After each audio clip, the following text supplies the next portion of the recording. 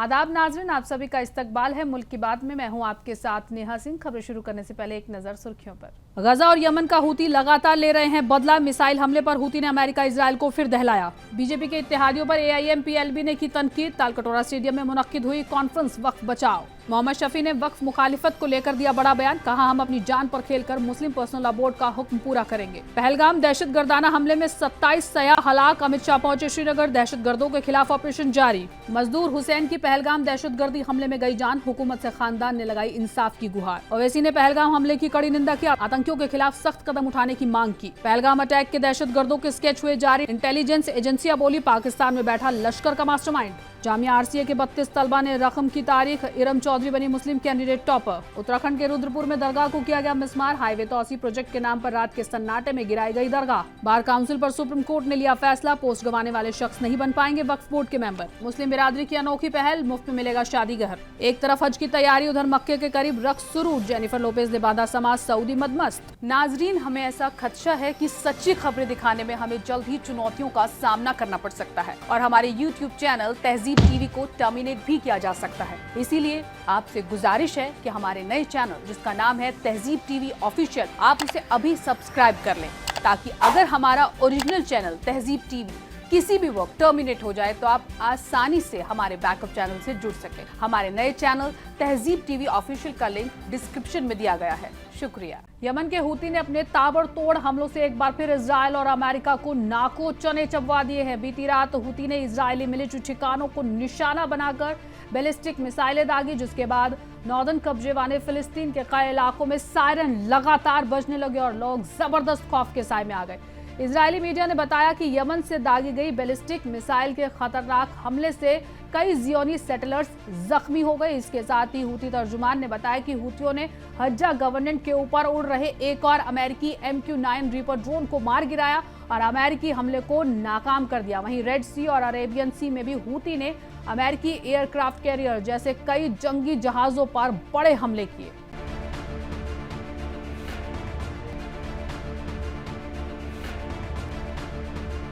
बिफज़लिल्लाहि तआला अमेरिकियतिन मुआदिया नौअ MQ-9। Israel America भले ही बड़े बड़े दावे कर लें कि मिडिल ईस्ट में उनका सिक्का चलता हो, लेकिन हूती, हमास और ईरान ने इन दोनों सुपर पावर के वहम पर पानी फेर दिया है। हमास और हूती के खतरनाक हमलों के आगे इजराइल अमेरिका बुरी तरह बेबस है। इसी सिमत में यमन के हूती ने एक बार फिर खतरनाक हमले करके इजराइल के होश उड़ा दिए हैं। अल मयादीन के मुताबिक यमनी हूती ने इजराइल की जानिब बैलिस्टिक मिसाइल दागकर बड़े हमले किए। इजरायली मीडिया ने बताया कि यमन ने नॉर्दर्न कब्जे वाले फिलिस्तीन की तरफ बैलिस्टिक मिसाइल दागे जाने के बाद कई जियोनी सेटलर्स जख्मी हो गए। बुध की सुबह यमन ने मिसाइल दागे जाने के बाद हाइफा, एक्रे, किरियत और निहारिया समेत नॉर्दर्न कब्जे वाले फिलिस्तीन के कई इलाकों में सायरन बजने लगे। मिसाइल हमले की दस्तक देख इजरायली लोगों में जबरदस्त अफरा तफरी मच गई और लोग जान बचाने के लिए महफूज शेल्टर की तरफ भागने लगे। यमन के मिसाइल हमलों ने तड़के सुबह 4 बजे इजरायली सेटलर्स की नींद उड़ा डाली और उन्हें सेफ शेल्टर की तरफ पनाह लेने पर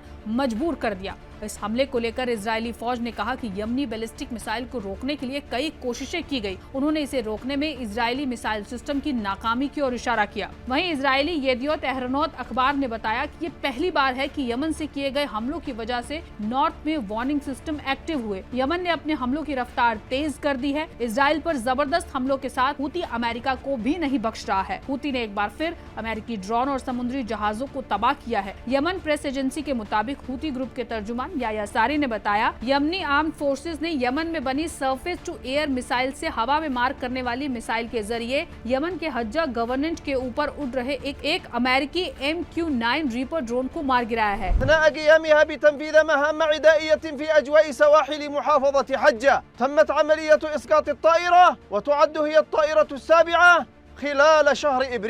सारी ने आगे कहा कि ये इस अप्रैल में यमनी एयर डिफेंस के जरिए मार गिराया गया 7वां अमेरिकी ड्रोन है और गजा की हिमायत में वादा की गई जीत और लड़ाई के दौरान 22वां ड्रोन है। हूती तर्जुमान के जरिए जारी बयान में आगे बताया गया कि हूती ग्रुप ने रेड सी और अरेबियन सी में भी अमेरिकी aircraft carrier USS Harry S Trueman और USS कार्ल विंसन समेत कई जंगी जहाजों पर बड़े हमले किए। यमन के बहादुर मिलिशिया ग्रुप हूती ने पूरी तरह ठान लिया है कि वो इजराइल और अमेरिका के जुल्मों का मुंह तोड़ जवाब देने में जरा भी नरमी नहीं बरतेंगे और यही वजह है कि हूती के हमले मुसलसल जारी हैं। एमपी में वक्फ तरमीमी बिल को लेकर हुक्मरान बीजेपी के एनडीए इत्तेहादियों पर तनकीद करते हुए all India Muslim personal law board ने बीते रोज कहा कि वो हुकूमत पर इस मुतनाज़ा कानून को वापस लेने के लिए दबाव डाले या फिर हर जगह मुसलमानों के एहतजाज का सामना करने के लिए तैयार रहे। दिल्ली के तालकटोरा स्टेडियम में AIMPLB के जरिए मुनक्किद वक्फ बचाओ कॉन्फ्रेंस में कई मुमताज मुस्लिम तंजीमों के साथ साथ ओपोजिशन पार्टियों के कई लीडरान शामिल हुए। दिलचस्प बात यह है कि शिया आलिम दीन कल्बे जवाद, जो कई सालों से भाजपा के हिमायती रहे हैं, वो भी इस प्रोग्राम में मौजूद थे। JDU सदर और बिहार के वजीर आला नीतीश कुमार, TDP चीफ और आंध्र प्रदेश के वजीर आला Chandrababu, LJP RV chief Chirag Paswan, NCP सदर अजीत पवार और HAM लीडर जीतन राम मांझी ने पार्लियामेंट में वक्फ बिल की हिमायत की थी। इस बात का जिक्र करते हुए AIMPLB के जनरल सेक्रेटरी मोहम्मद फजलुर रहीम ने कॉन्फ्रेंस में कहा, उन्होंने मुसलमानों की पीठ पे छुरा घोंपा है। मैं सभी मुसलमानों और इंसाफ पसंद शहरी से इस पार्टियों की पहचान करने की अपील करता हूं जो आइन की मुखालफत में खड़े हैं। उन्हें या तो हुकूमत को कानून वापस लेने के लिए मजबूर करना चाहिए या हर जगह हमारे एहतजाज का सामना करने के लिए तैयार रहना चाहिए। उन्होंने मुसलमानों को कम्युनिटी के अंदर मीर जाफर बनाने के मरकज के मुबैना कोशिशों के बारे में भी आगाह किया। वक्फ तरमीमी एक्ट के खिलाफ मुल्क भर में प्रोटेस्ट जारी है। AIMPLB हर जगह मुस्लिम बिरादरी को इस कानून के बारे में समझा रहा है। इसे लेकर लगातार बैठकें हो रही हैं। ऐसी ही एक बैठक दिल्ली के तालकटोरा स्टेडियम में मुनक्किद की गई, जहां SDPI के कौमी वाइस प्रेसिडेंट मोहम्मद शफी ने बड़ा बयान दिया। मुस्लिम पर्सनल लॉ बोर्ड की आवाज पर वो दीवाने उतरे हैं जो एक बार आगे बढ़ गए तो इंशाल्लाह पीछे नहीं हटेंगे।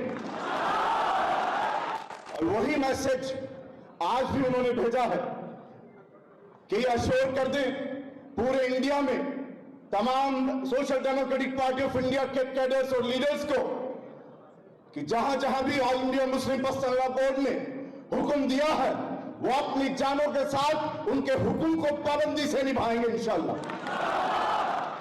जम्मू कश्मीर के पहलगाम में सयाहों पर हुए दहशतगर्दाना हमले में मरने वालों की तादाद बढ़ गई है।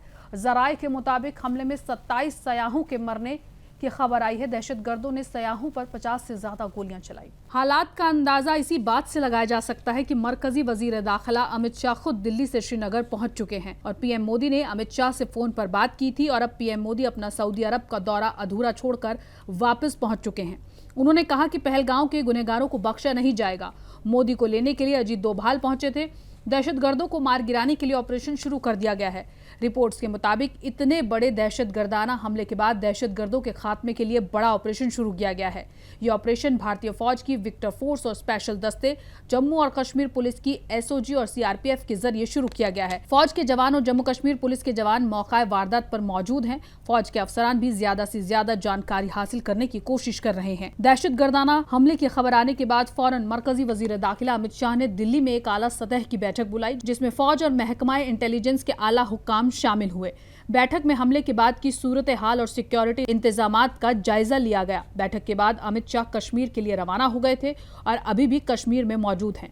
अमित शाह ने पहलगाम पहुंचकर हलाक होने वाले सयाहों को खिराज अकीदत पेश की और पहलगाम में हमले के बाद दिल्ली, मुंबई और यूपी में सयाहती मकामत पर सिक्योरिटी को अलर्ट कर दिया गया। पहलगाम में हुए दहशतगर्दी हमले में मरने वालों के बीच सैयद हुसैन भी शामिल हैं। वो घोड़ा चलाने का काम पहलगाम करने गए थे और इसी दौरान दहशतगर्दों ने उन पर हमला कर दिया, जिसमें उनकी जान चली गई। उनके खानदान ने हुकूमत से गुहार लगाई है कि सैयद हुसैन को इंसाफ मिले और हुकूमत उनकी मौत का बदला जरूर ले। सैयद हुसैन के खानदान ने बताया कि वो बीते रोज घोड़े चलाने के लिए वहां गया था। उसने सुना कि पहलगाम में यह हादसा हो गया, जिसके बाद हमने हुसैन को कॉल करने की कोशिश की, लेकिन उसका फोन बंद आ रहा था। 4 साढ़े 4 बजे उसका फोन दोबारा से ऑन हुआ और हम लगातार कॉल करते रहे, लेकिन फोन किसी ने नहीं उठाया। उनके परिवार ने बताया कि उन्होंने इसके बाद थाने जाने का फैसला किया और वे थाने से लौट ही रहे थे कि उनके पास कॉल आया कि हुसैन के साथ हादसा हो गया है। इसके बाद उन्होंने सीधे उसे अस्पताल में देखा। उनके परिवार ने बताया कि घर में सब छोटे हैं, केवल यही एक बड़ा कमाने वाले थे। उन्होंने हुकूमत से उम्मीद लगाते हुए कहा कि हमें हुकूमत से इंसाफ चाहिए। बता दें कि इस हमले में 28 लोगों की जान जाने की खबर आ चुकी है। ये कल पहलगाम घोड़े चलाने के लिए गया था। अच्छा, मजदूरी को। फिर हम 3 बजे हमने सुना कि वहाँ पे ऐसा वाक़ा हो गया, जिसमें हमने इसको फ़ोन किया तो फ़ोन स्विच ऑफ आया इसका। फिर बाद में जब 3-4 बज गए, 4 साढ़े 4 बजे इसका फ़ोन ऑन हुआ। फिर हम फ़ोन करते रहे फोन किसी ने नहीं उठाया। फिर हम गए अजमुकाम थाने में वहाँ हमने ये रिपोर्ट रखी। फिर हम वहाँ से आए घर में, और फिर बाद में पता चला कि इसको एक्सीडेंट हो गया वहाँ पे। AIM चीफ असदुद्दीन ओवैसी ने पहलगाम में हुए आतंकी हमले की कड़ी निंदा करते हुए इसे इंटेलिजेंस की नाकामी बताया है। उन्होंने कहा कि दहशतगर्दों ने मजहब पूछकर मासूम लोगों की हत्या की है। उन्होंने कहा कि सरकार को सीमा पार से आए दहशतगर्दों के खिलाफ सख्त कदम उठाना चाहिए। AIM के चीफ असदुद्दीन ओवैसी ने पहलगाम हमले की कड़ी मजम्मत की है। उन्होंने हुकूमत से आतंकवादियों के खिलाफ सख्त कदम उठाने की मांग की है। उन्होंने इस हमले को इंटेलिजेंस की नाकामी करार दिया। ओवैसी ने कहा, पहलगाम में मजहब पूछकर मासूम लोगों को कत्ल किया गया है। हम इसकी सख्त से सख्त अल्फाजों में मजम्मत करते हैं। हम उम्मीद करते हैं कि सरकार इन दहशतगर्दों को सबक सिखाएगी। हम मुतासिरा घर वालों के साथ खड़े हैं। घायल जल्द से जल्द ठीक हो, इसकी हम दुआ करते हैं। ओवैसी ने कहा, यह इंटेलिजेंस की नाकामी भी है। मजहब पूछकर उन्होंने मासूम लोगों को वहां पर उनका कत्ल किया है। हम इसकी सख्त से सख्त अल्फाज में इसकी मजम्मत करते हैं, कंडेम करते हैं, और हम उम्मीद करते हैं कि हुकूमत इन दहशतगर्दों को एक सबक सिखाएगी। और साथ ही साथ हम जो लोग वहां पर जिनको कत्ल किया गया, इन टेररिस्ट ने इनको मारा है, हम उन तमाम फैमिलीज के साथ खड़े हैं। और हम जो जख्मी हैं, हम दुआ करते हैं कि वो जल्द से जल्द सेहतियाब हो। ये उरी और पुलवामा से भी मजम्मत के लायक घटना है। ये दहशतगर्द हमारे पड़ोसी मुल्क से आए थे, यहाँ आकर हमारी सरजमी पर मासूम लोगों को मारा है। ये बहुत ही दर्दनाक घटना है। ये नस्लकुशी है। हम नरेंद्र मोदी सरकार से मांग करते हैं कि इस हमले की जवाबदेही वो तय करे। इस हमले के लिए जो भी जिम्मेदार हैं उसे सबक मिलना चाहिए। शिवसेना UBT के MP संजय राउत ने पहलगाम आतंकी हमले के बाद मरकजी वजीर दाखिला अमित शाह के इस्तीफे की मांग की है। अमित शाह के इस्तीफे की मांग करते हुए राउत ने X पर कहा, सरकारें बनाने और गिराने में सारा वक्त बिता दिया। दिमाग 365 दिन सियासी विरोधियों को खत्म करने की साजिश रचने लगता है। लोगों की हिफाजत राम भरोसे है। कल जो हुआ है उसके लिए जिम्मेदार प्रधानमंत्री मोदी और अमित शाह जी है, सरकार है, और कोई नहीं है। जिस तरह से देश में नफरत फैलाने का काम चल रहा है, पश्चिम बंगाल से लेकर जम्मू कश्मीर तक, ये उसका नतीजा है। ये लोग बड़ी बड़ी बातें करते हैं, चुनाव आती है तो बड़े बड़े वायदे करते हैं, हाँ, लेकिन ये लोग खोखले हैं। 56 इंच का सीना अब कहाँ गया? आप आक्रोश देखिए। जम्मू कश्मीर के पहलगाम में दहशतगर्दाना हमले में लगभग 27 लोगों की जान चली गई। इस दहशतगर्दाना हमले में शामिल 3 दहशतगर्दों के स्केच जारी कर दिए गए हैं। इस दहशतगर्दी हमले में आसिफ फौजी, सुलेमान शाह और अबू तलहा के शामिल होने का संदेह है। हालांकि कौन सी तस्वीर किसकी है ये साफ नहीं हो पाया है। इंटेलिजेंस ने बताया कि पहलगाम अटैक में 2 फॉरेन टेररिस्ट और 2 लोकल दहशतगर्द शामिल थे। सूत्रों ने कहा कि पहलगाम हमले का मास्टरमाइंड सैफुल्लाह खालिद है। ये पाक से ऑपरेट करता है और इसकी लोकेशन रावलकोट बताई गई है। सैफुल्लाह ने 1 महीने पहले हमले की वार्निंग भी दी थी। इसका 2019 का एक वीडियो भी वायरल हुआ था। इस वीडियो में सैफुल्लाह ने कहा था कि कश्मीर का मसला ठंडा नहीं होने देना है। UPSC ने सिविल सर्विसेज एग्जाम 2024 का फाइनल रिजल्ट जारी कर दिया है। इस बार मुल्क भर से 1009 कैंडिडेट्स मुल्क की मारूफ खिदमात के लिए मुंतखब हुए। मुल्क के सबसे मुअज़्ज़ज़ तालीमी इदारों में शामिल जामिया मिलिया इस्लामिया की रेजिडेंशियल कोचिंग की अगर हम बात करें तो इस एकेडमी में तैयार रहे 32 कैंडिडेट ने कामयाबी का परचम लहराया। जामिया मिलिया इस्लामिया की तरफ से जारी मालूमात के मुताबिक यूनिवर्सिटी के रेजिडेंशियल कोचिंग एकेडमी के तैयार करने वाले कुल 78 तलबा ने इंटरव्यू में हिस्सा लिया था। इनमें से फाइनल एग्जाम में 32 तलबा ने कामयाबी हासिल की, जिनमें से 12 लड़कियां हैं। RCA के 32 टॉपर्स को उनकी रैंकिंग और प्रेफरेंस के बेस पर IAS, IPS, IF सर्विसेज को चुना जाएगा। बाकी दीगर कैंडिडेट्स को IRS, audit and account service, IRTS और ग्रुप A, ग्रुप B ओहदों पर काम करने का मौका मिलेगा। इस साल जामिया और RCA से पढ़ाई करने वाले Alfred Thomas top rank holder हैं। उनकी ऑल इंडिया रैंक 33 है। उसके बाद इरम चौधरी का नंबर आता है। इरम चौधरी की ऑल इंडिया रैंक 40 है। वो यूपीएससी में सिलेक्टेड होने वाली मुस्लिम कैंडिडेट्स में टॉपर हैं। इसके बाद आरसीए की रुचिका झा ने 91वीं रैंक हासिल की। उत्तराखंड के रुद्रपुर में मकामी इंतजामिया के जरिए हाईवे की तौसी प्रोजेक्ट के तहत सुबह करीब 3 बजे एक दरगाह को मिसमार कर दिया गया। दरगाह को मिसमार करने का वीडियो सोशल मीडिया पर लगातार वायरल हो रहा है, जिससे तनाज़ा खड़ा हो गया। मकामी इंतजामिया के मुताबिक दरगाह मुबैना तौर पर इनक्रोच्ड सरकारी जमीन पर बनाई गई थी और अफसरान के जरिए एक नोटिस भी दिया गया था। इसके अलावा हरियाणा के फरीदाबाद जिले में भी नगर निगम के जरिए इसी तरह की तोड़फोड़ की गई, जिसमें 50 साल पुरानी मस्जिद अक्सा मस्जिद को जमींदोज कर दिया गया, जबकि मामला अभी भी सुप्रीम कोर्ट में है। इस हादसे के बाद लोगों में काफी गुस्सा हो गया था। मकामी लोगों ने जिला इंतजामिया पर इल्जाम लगाया कि जब मुबैना इंक्रोचमेंट का मामला अभी साबित नहीं हुआ, तब भी इंतजामिया मनमानी कर रहा है। पार्लियामेंट ने अभी हाल ही में वक्फ तरमीमी बिल पास किया है, जिसके खिलाफ मुल्क भर में मुस्लिम बिरादरी एहतजाज कर रही है। इस बीच सुप्रीम कोर्ट की ओर से एक अहम फैसला सुनाया गया। सुप्रीम कोर्ट ने कहा कि अगर राज्य बार काउंसिल का कोई मुस्लिम मेंबर बार में किसी पोस्ट पर अब नहीं है, तो वो राज्य वक्फ बोर्ड में सर्विस नहीं दे सकता है और उसका वक्फ बोर्ड पर कोई हक भी नहीं बनता है। अदालत ने कहा, वक्फ बोर्ड का मेंबर बनने के लिए 2 शर्तें हैं। पहली शर्त यह है कि कैंडिडेट मुस्लिम बिरादरी से होना चाहिए और दूसरी ये कि पार्लियामेंट विधानसभा का मेंबर या बार काउंसिल का एक्टिव मेंबर होना चाहिए। अगर कोई शख्स इन शर्तों को पूरा नहीं करता तो वो बोर्ड के पोस्ट पर बना नहीं रह सकता। छत्तीसगढ़ में गरीब बहन बेटियों की शादी के लिए अनोखी पहल देखने को मिली है। यहाँ विश्रामपुर इलाके के मुस्लिम कमेटी ने आशियाना मैरिज गार्डन का इफ्तिताह किया। काबिले जिक्र बात यह है कि शादी घर के इफ्तिताह में सभी मजहबों के लोग शामिल हुए और इस शादी घर को सभी तबकों के लोगों के लिए मुफ्त में फराहम कराया जाएगा। इस शादी घर के बनने से गरीब तबके की बहन बेटी की शादी में कोई दिक्कत नहीं आएगी। उनको फ्री गार्डन मुहैया कराया जाएगा। मेहमान खुसूसी के तौर पर साबिक लेबर वेलफेयर बोर्ड के चेयरमैन शफी अहमद यहां पहुंचे। वहीं उन्होंने कहा कि ये इलाके के मुस्लिम कमेटी लोगों ने काबिले तारीफ पहल करते हुए सभी बिरादरियों के लिए शादी घर मुहैया कराने की बात कही है, जहां मुस्लिम कमेटी की इस पहल की सभी बिरादरी के लोगों ने तारीफ की। अलीगढ़ मुस्लिम यूनिवर्सिटी के Jawaharlal Nehru medical college trauma centre के बाहर 2 तलबा के बीच फायरिंग हुई। फायरिंग के बाद पुलिस ने असलहा समेत 5 लोगों को हिरासत में लिया है। जानकारी के मुताबिक अलीगढ़ मुस्लिम यूनिवर्सिटी कैंपस में एक बार फिर फायरिंग से कैंपस में अफरा तफरी का माहौल बन गया। इस बार फायरिंग कैंपस के अंदर एएमयू के ही Jawaharlal Nehru medical college trauma centre के बाहर हुई। गोलियों की आवाज सुनकर इलाज कराने आए मरीजों और तीमानदारों में दहशत फैल गई। फिलहाल यूनिवर्सिटी इंतजामिया की तरफ से तलबा के नाम सामने नहीं आए हैं, ना ही पुलिस ने गिरफ्तार किए गए लोगों के नाम जारी किए हैं। छात्रों के बीच लड़ाई और फायरिंग को लेकर मेडिकल कॉलेज के डॉक्टर भी नाराज हैं।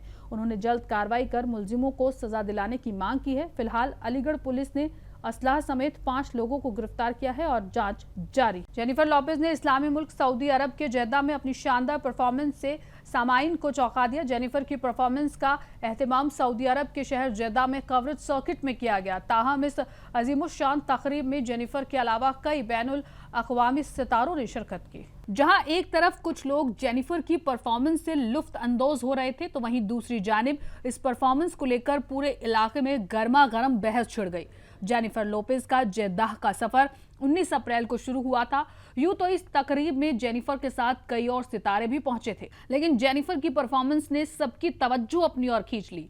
यहां जिस जगह यह तकरीब हो रही है वो इस्लाम के मुकद्दस शहर मक्का से 60 किलोमीटर दूर है, जिसकी वजह से यह तनाज़ा बहुत बढ़ गया, क्योंकि इस दौरान हज की तैयारियां भी चल रही हैं। ताहम जेद्दा में होने वाली इस तकरीब का मकसद तफरीह, सकाफती तकरीबात के सऊदी विजन 2030 को फरोग देना है। जैसे ही तकरीब का वीडियो वायरल हुआ, लोगों ने वली अहद शहजादा मोहम्मद बिन सलमान को तनकीद का निशाना बनाना शुरू कर दिया। मुबस्सरीन ने इस तकरीब पर तनकीद करते हुए इसे करार दिया। उनका कहना था कि कपड़े उतारकर मक्का के करीब डांस करना सरासर गलत है। इससे पहले जेनिफर लोपेज ने दिसंबर 2024 में रियाज में एली शो साहब फैशन में परफॉर्म किया। उस वक्त भी तनकीद का सामना करना पड़ा था। यूपी के मुरादाबाद के एक प्राइवेट स्कूल में कैफ मेमोरियल सोसाइटी की जानिब से जश्न रिफत मनाया गया। इस दौरान अजीमुशान मुशायरा और कवि सम्मेलन का इनेकाद किया गया। मुशायरे में मकामी और बाहरी शायरों ने अपने उम्दा कलाम पेश किए। मुशायरे का संचालन सैयद मोहम्मद हाशिम ने किया और प्रोग्राम के मेहमान खुसूसी मोहम्मद गुफरान कुरैशी रहे। इस दौरान शायर अनवर कैफी ने ऐलान करते हुए कहा कि इस जश्न के बाद अब नौजवान शायरों का भी जश्न मनाया जाएगा। आलमी शायर अनवर कैफी ने मीडिया से बातचीत करते हुए कहा कि उर्दू को फरोग देने के लिए मुशायरों का इनेकाद करना बेहद जरूरी है। आज के नौजवान बच्चे आला तालीम हासिल कर रहे हैं लेकिन उर्दू पढ़ना लिखना नहीं सीख रहे। उर्दू वो जुबान है जो हमें बड़ों का अदब लिहाज सिखाती है और हमारी जुबान को मीठा बनाती है। उर्दू अदब के राइटर्स और शायरों के बीच हमें बैठना चाहिए। अल्हम्दुलिल्लाह हमारे शहर के जो सरफराज और बुजुर्ग शायर हैं, हमारी बज़्म के शायर जनाब अनवर कैफी साहब की शफ़क़तों का नतीजा है कि आज उन्होंने मेरे जश्न का इनेकाद किया है। बहरहाल मैं उनका तहे दिल से शुक्रगुज़ार हूँ और मेरे साथ मेरे सारे बज़्म नाज़िम के जो जितने भी मेरे बड़े भाई हैं उन लोगों की शफ़क़तें और मोहब्बतें मेरे साथ हमेशा रही हैं। अक्सर बेशतर मैं पढ़ता हूँ कि तमाम उम्र जो राह वफा पे चलते रहे, फरेब खा के वो गिरते रहे, संभलते रहे, मुखालिफत की बहुत आंधियाँ चली लेकिन हमारे अज़्म के फिर भी चिराग जलते रहे। ये अक्सर बेशतर मेरे ज़बान पर रहता है शेर ये। आज का प्रोग्राम हमारे शहर के जाने माने और बहुत खूबसूरत लबो लहजे के शायर रिफ़त मुरादाबादी साहब के जश्न के सिलसिले में एक मुशायरा और कवि सम्मेलन बराए कौमी यकजहती के उन्वान से यहाँ मुनक़िद किया गया है। ये चीज़ अब रह गई है। वैसे तो उर्दू अदब अपनी जगह बाकी है, कुछ लोग रह गए हैं जिनकी वजह से ये ज़बान ज़िंदा है, लेकिन बहुत कुछ फ़र्क ये आ गया है कि नई नस्ल जो है वो उर्दू नहीं पढ़ पाती। लेकिन ये है कि मुशायरा जब होता रहता है तो उससे लोग जुड़ते रहते हैं, कम उम्र लोग भी आते हैं और जिनको ज़ौक़ और शौक़ होता है वो आगे बढ़ने के लिए कुछ ना कुछ इस स्टेज से सीख कर जाते हैं। नाज़रीन, मुल्क की बात में आज के लिए बस इतना ही। मुझे दीजिए इजाज़त। आदाब।